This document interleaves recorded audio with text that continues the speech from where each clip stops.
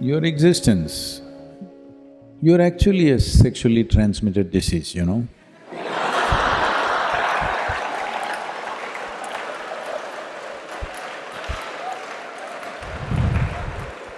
It is the basics of life, you are born because of that, I'm saying.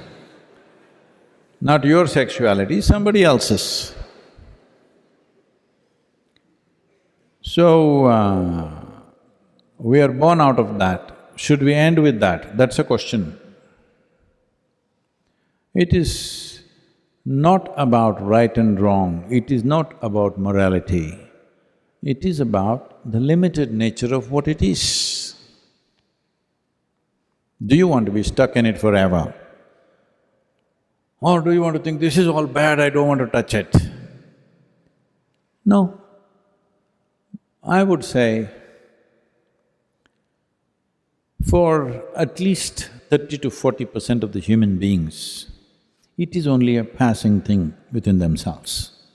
But because of social culture, they all believe they must go in that direction. There may be another 30-40 for whom it's a very compulsive need. Another 30-40% are medium, they're like, they need it but not so compulsively. This is the nature of the population. I'm saying this with certain absolute sense of perception about this. Not everybody is on it all the time, but today society is cultivating them like this. If you're not it, you're not normal. So, what you're essentially saying is, all the yogis of the past were not normal, Gautam Buddha was not normal, nobody was normal except those who are on the pornography sites. Nobody's normal. No, this is highly exaggerated sense of physicality. There is a physical body, it has come into existence only because of somebody's sexuality, isn't it?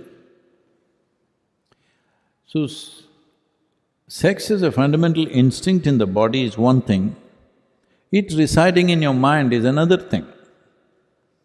That is happening because of a certain level of culture around you. That is happening because of somebody told you it is a sin, you should not think about it. It is just that there is a dignified way of conducting it. For that we created institutions, we created a certain level of commitment, because there is a fundamental need within a human being to conduct every aspect of our life with some sense of aesthetic, otherwise we will feel like animals. See, we eat, we can eat like this. When you're very hungry, you become like an animal. If you've not eaten for 5 days, you will eat like that with both hands. Like how… have you seen how a hungry dog will eat? Like that.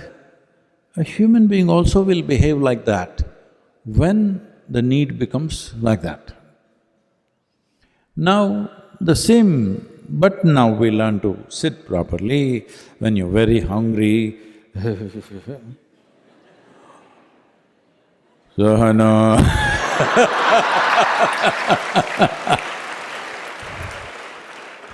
some brahmachari is showing you his lung power.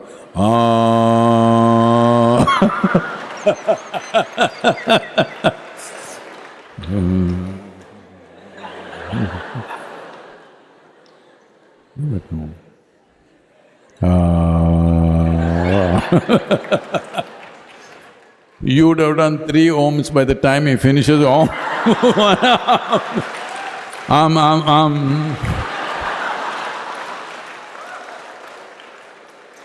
Because when something is very needed for you, just if you wait 2 minutes, you will see what is compulsive becomes conscious. Food, sex, sleep and death. These are 4 things which are compulsive. A human being distinguishes himself or herself from animal nature just by conducting these aspects of life also consciously. That is when, if you do these things like any other creature on the planet, the moment you see somebody like that, you say, "Oh, he's like animal, isn't it?" So, instinctually, there is a certain compulsiveness, but you have an intelligence which can make you conscious and conduct that aspect of life consciously. If you don't do that, then you see every day you're hearing about rapes and brutality and all kinds of things. It's the same desire he has that any other man has, but he cannot conduct it in an aesthetically correct way, in a dignified way, that his compulsions overtake his intelligence. So, first thing is, leave this nonsense about it being a sin, it being wrong, morality. That's not the point. The important thing to understand is the limited nature of what it is. There are many people who cannot stop eating. Hello?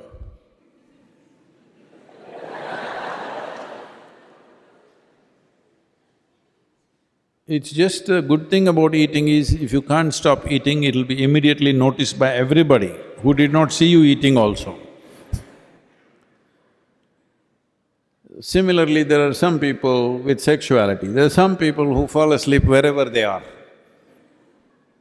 Satsang is a good place.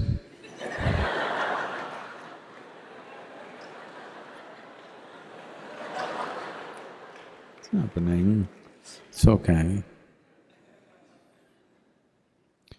So, this is the fundamental thing. These basic instincts that we have in our bodies of food, sex, sleep and death, when you conduct these four things consciously, that is when you are a human being, including death, I'm saying. That is when you are a genuine human being. Otherwise, it's an evolutionary lapse. So what can I do, Sadhguru? It's evolution. No, that is the whole thing. Once you become a human being, evolution is by choice. Will you evolve or will you not? When you were a monkey, you did not choose to become human, but once you become a human being, what kind of human being do I want to be is your choice. At a certain moment of compulsion, you may think, I don't have choice. No, you have choice. You have not learned how to exercise that choice. Still instincts are there, but you can conduct it by choice, not by compulsion. That's the difference. All of you are born out of sex, but should you live for this for the rest of your life? This is a choice. This is a choice. It is an element of your body, it is not the whole of it. It is an element of who you are, it is not the entirety of who you are. Essentially, it is a longing. What we long for can be transformed, isn't it? When you were a child, you were longing for a peppermint. As you grow up, you long for something else. Right now, you're a young adult, you're longing for something. But longings keep changing, isn't it? This longing, will it change by the compulsions of time, or will it change by choice, by conscious choice? It is not about, you must give up this, you must give up that, you must become like this, you must become like that. There are also ways for that. That one who wants to transcend can transcend. It is not a giving up. If you transcend, you are free from everything. But the most important thing is, even when you're in it, are you a conscious choice or are you a compulsive animal? This is the thing, because the essential difference between a human being and animal is their instinctive reaction to life. We are a conscious response to life. Exercise that. It's all right, you don't have to feel guilty, you don't have to feel, oh, I'm sexually driven, so I'm not spiritual. You're driven, so you can make it into spiritual process. Instead of being driven, if you become the driver, that is the spiritual process. You want to be driven by something? or you want to be the driver? If you are the driver, that is the spiritual process. Namaskaram.